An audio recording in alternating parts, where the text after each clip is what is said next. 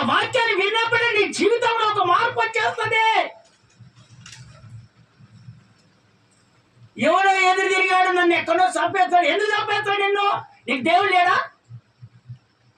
నువ్వు కన్ను మూసుకుంటే ఎవడు వచ్చేది? నీకు దేవుడు చూపెట్టాడా? చూపెట్టాడా? నీ అంటే ఎవరు తిరుగుతున్నారు? చూపెట్టాడా? ఆ భక్తి చేయి. నువ్వు పనికిమాలిన భక్తి కాదు నువ్వు చేసేది. ఈ భక్తి నువ్వు చేయి. దేవుడితో ఉండు, ఆత్మ సంబంధంగా జీవించు. ఎవరిని దగ్గరికి రాడు. అదో నానే ఎగురుతున్నాడు జాగ్రత్త అని చెప్పేస్తాడు దేవుడు. ఏమంటే దేవుడు చెప్పేదాడు కొంతకాలం ఎగురుతారు.